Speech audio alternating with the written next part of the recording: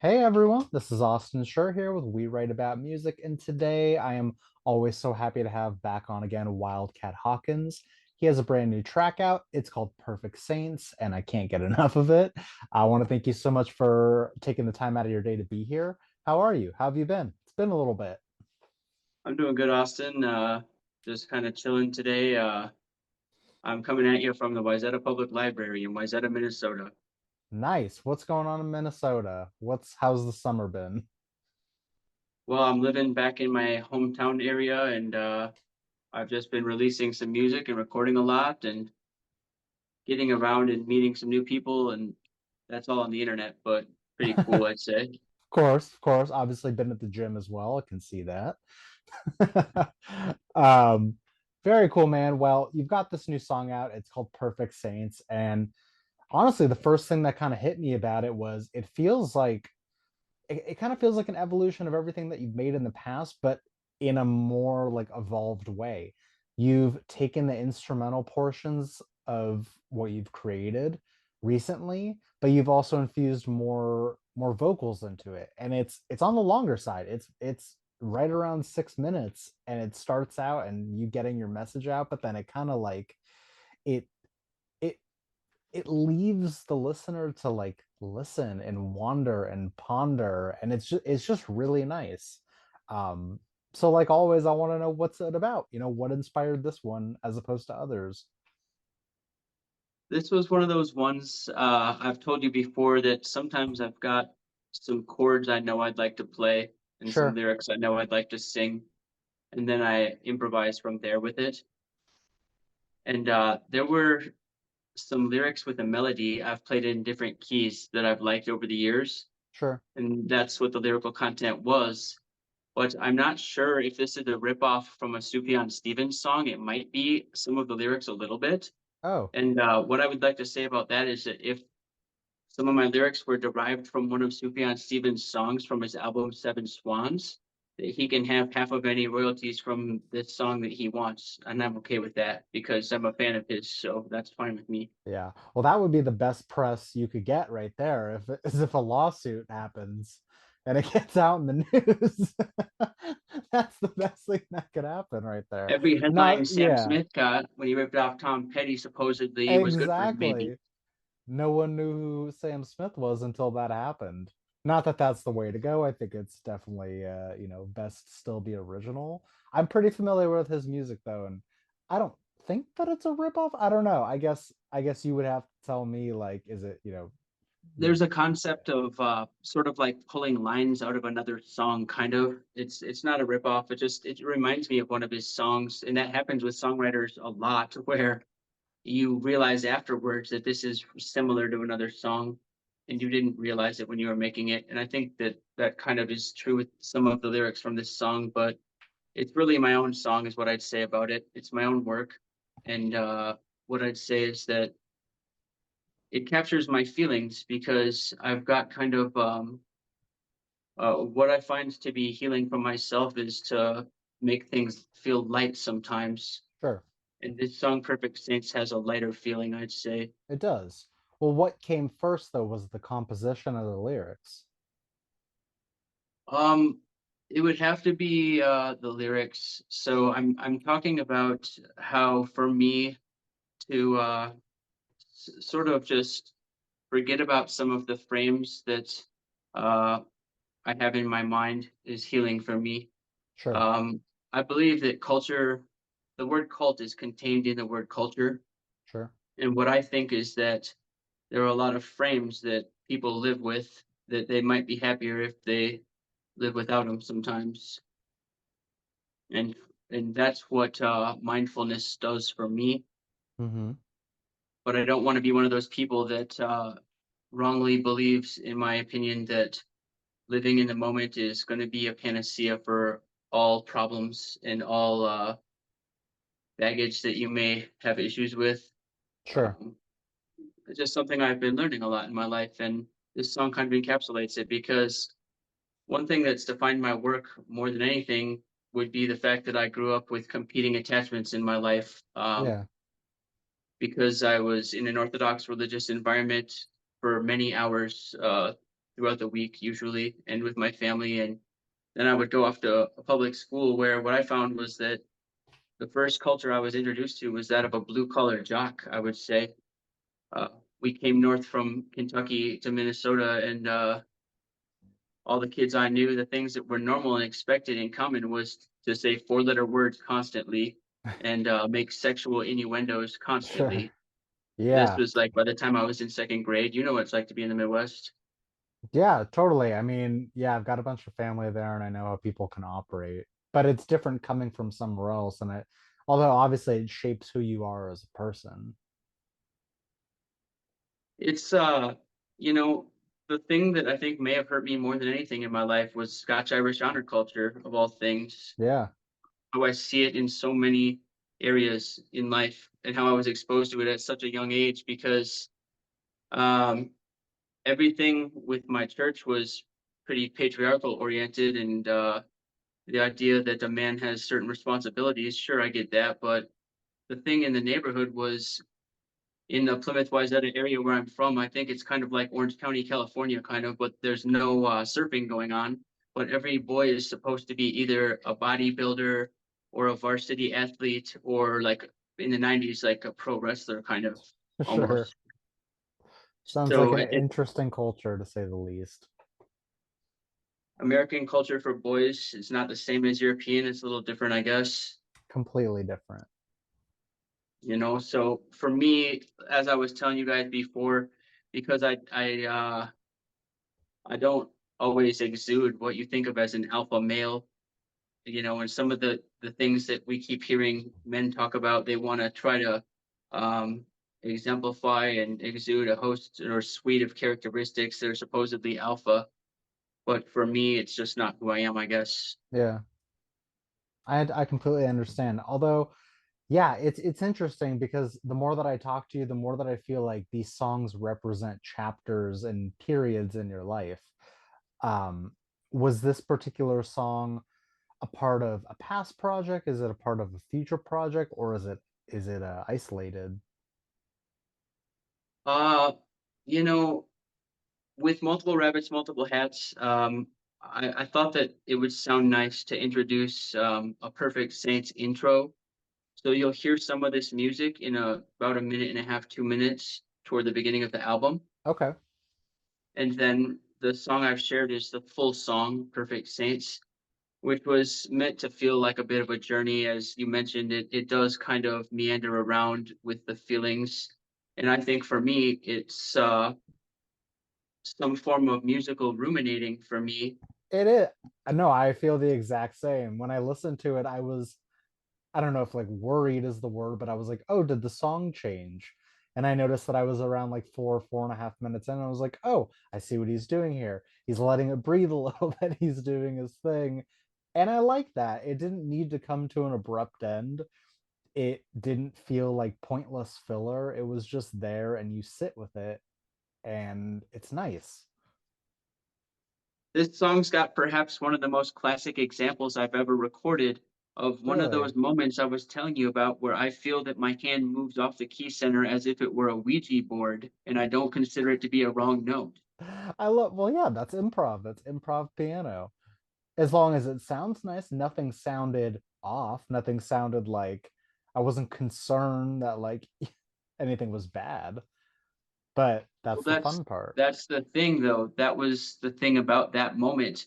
Um, the feeling of concern is the art itself, because that's what this became for me was an experience of looking within myself Sure.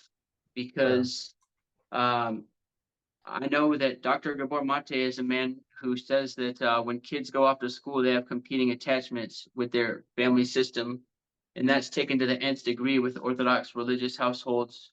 So I think that my life is kind of like the story of Dan Reynolds, kind of from Sure. Imagine Dragons. But I also think that my music story is sort of almost like Billie Eilish for men or something, kind of. But it I just, see. but I'm like an art gallery type of artist, kind of, sort of, like also I would say so I can create slow things that are slow Sure. and plodding, and that's okay. Well, yeah, but in such a short amount of time, you've created this massive discography that offers a little bit of everything. It is like an art gallery. Like you come in and sure, like you've got this and that, but you walk down the hall, you've got so much others, which is nice because it's not constraining you to making one thing. You're playing with emotion, you're creating with emotion. And I feel like as an independent artist, that's all you can hope for. Like you don't have anyone breathing down your back telling you what's right and what's wrong. You're playing with your heart, and like that's kind of the greatest thing that you can do. Well, my heart is in this music, Austin, and Sure.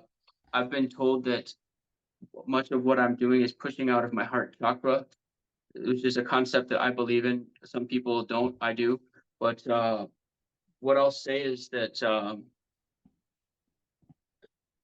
this music is my heart and soul, and I love music more than I love my day-to-day existence and my life around me.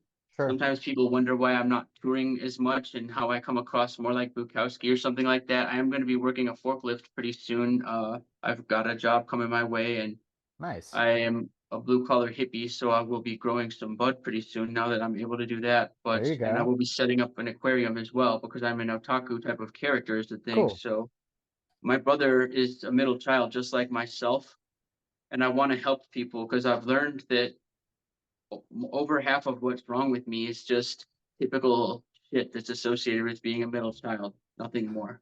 I understand. And I knew Jan Brady said Marsha, Marsha, Marsha, but I had no idea how profound this can be. Sure. Yeah, It's no, I mean, brutal. there's so many people out there that, deal with the same thing, but they think that they're maybe alone in the process when they're not. This was of all of the things I've been learning to educate myself, I've been telling you about. This one was the most stark because when I saw this like a month and a half ago, I said, "You mean to tell me this is an airtight scientific reality, actually?" Because it was no one's fault. Like my Sure. brother is 5 years older than me, and he was a bodybuilder, and he was being encouraged by all the kids around him that if he didn't haze me, that he would be living his life wrong, and that he'd be like a major disappointment probably. So Yeah. I was experiencing that because my dad wasn't around because he was It's a medical horrible. doctor that worked in the ER. So that's twice as gone as a normal doctor Right. because it switches from day and night shift. And Exactly. that was kind of how it ingrained into my psyche was actually I don't blame my brother for it at all because he was in a horrible spot himself, I'd say. Because when we moved north from Kentucky, he was more attached to it, well, being older and stuff. And it's how I grew up was to have patterns ingrained into myself, which is why I'm telling my story because I know that there are a lot of people out there that are wondering why it is that they feel like they're hopelessly stuck in the life of a nerd or if maybe just a shut-in with agoraphobia like myself. Sure. I've had problems with agoraphobia before, and maybe you came from a really difficult you felt torn between a orthodox religious household or maybe just a traditional Italian family or Indian, who knows, but you're in a situation that just feels impossible for some reason. And I would like people to know that um, you can come chill with me and come to the party if you want because it's there's you don't have to be cool, air quotes, to come here, you know. I love that, man. Listen, like in today's music scape where it's all about being cool, like the image is if you're not cool, like you're not getting anywhere. Like I think that's such crap.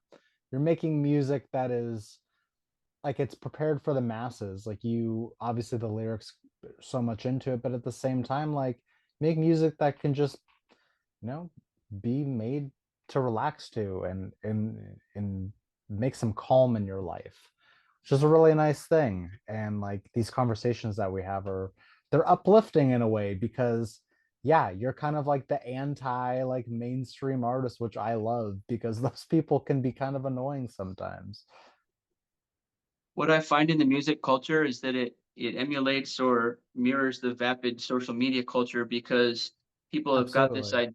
they've got an idea, in my opinion, in music culture that making the sale or having the follower is the important thing, not Sure. having something worth following or something good in the first place. And I think Right. that's what makes it a sellout in my eyes. Well, you're making art that inspires you. You're making music for you, and it just so happens to stem from these certain things that unfortunately people can relate to if they've been through them. So it's like it's finding your audience in that special little, sector. My brother Scott is an otaku character like myself. He's a Civil War buff, and he lives at home with my mom and dad because we can't find any meaning in our life really outside of trying to find some crazy resolution with our family life story. Because Sure. what I didn't know was that your family is where you form a model for relating to people. Totally.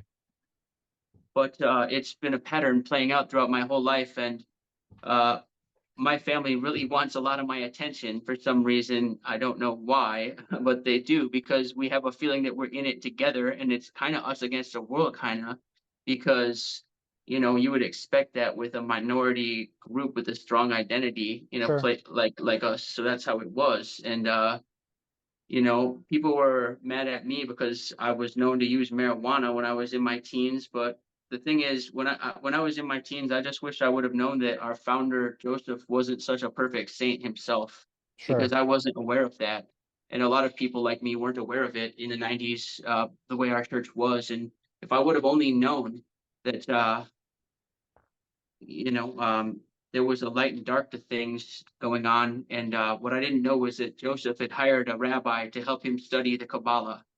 And what I believe is Okay. that he learned that there was an aspect of the divine that could be dark at times. And that what I think is that he started reasoning with himself and making rationalizations, and that he became, in my eyes, a pretty evil man in the end. But that's what I think that I wish I would have known, because while I Sure. was underneath a mountain of shame and guilt, I felt over the fact that I was interested in sex.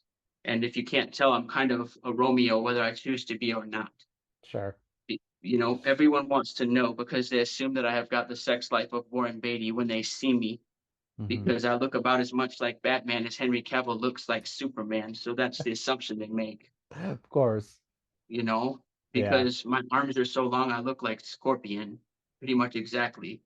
So I am a buff ninja, and I'm going to be taping some stuff with my brother this weekend. But the Awesome. the thing about me is that with a lot of ninjas, what you find is it's not sex, sex, sex in our world. Actually, with Andrew Tate, it is, Sure. and I don't care for him, but I find that if a light switch is turned on, that the darkness usually loses. So I would never fear Andrew Tate. Of But course. I agree. what I think is that it's not sex, sex, sex in my world. Even though I don't agree with what my church taught me, that it was all so wrong, and I consider myself to be sex positive. But it's really important to me to be able to have some positive view of myself It without a should be. woman on my That's arm. very important. Um, I have a couple more for you. I want to know what else is on the way. And I have a feeling that, because you're always working on something, there's probably more on the way. So what's going on? Well, what's in the can right now is a single called First Contact that I'll be sharing after this comes out. Cool. That is another live recording on the piano, and it's a song about an experience I had where it seems to me that a spiritual woman had contacted me telepathically. And I don't know if it was real or if it was just limerence, but I wrote a song about it because I felt for a moment as if I was Professor X and that she was the Jean Grey in the deal. So I wrote a song about it and recorded it. I think it came out nice. Cool. Aside from that, there's a project that's in the can now, is an instrumental album called Gotham Hellscape. So this A is a whole nother soundtrack to a album? movie That's that has amazing. it's a movie that has yet to be made, Sure. Austin. But what I know is that Hollywood's hiring is what everyone's been writing and talking about, and that I know there's striking and stuff going on right now. But the thing about me is that if you put me in a bat suit, it's kind of like putting Chuck Norris in a bat suit. If they ever tried that, they never tried it. I would do it Sure. myself. It Should. wouldn't be a stuntman. So, Yeah. Very cool. but the music is ready, and I love this music. There's not a lyric on that. There's not a word Okay. on it. That's fine. Awesome, man. Well, my last one for you is basically, is there anything about Perfect Saints that you forgot to say that you'd like to pass off? Any important information? What I'd like to say is that I love my family so much. They mean everything to me. And that I really like having a church community, but I'm not involved with any churches right now. I Sure. am what's called an honorary 33rd degree Freemason. And Okay. what that means is that I'm a spiritual type of character, and I can't be a Freemason without believing in a higher power and Okay. believing in a moral, ethical life. So I'm one of those characters, kind of like KRS-One, you might say. I've never been to a Masonic lodge like Manly P. Hall. That's not what I am exactly, but I uh, I believe in a higher power today, and I want things to be spiritual in my life, and I want to find balance in my life as well. And that's what I'd like to share. I think that's beautiful. Like always, I want to thank you for taking the time and always being open and explaining. It's cool to experience these chapters of your life as we go along and you release. So, of course, I want to plug your music for you one more time here. If you guys missed it the first time around, this is Wildcat Hawkins, and the song is called Perfect Saints. And like always, we'll have the links in our articles that you can listen and share and follow along. And obviously, there's always more on the way in some capacity.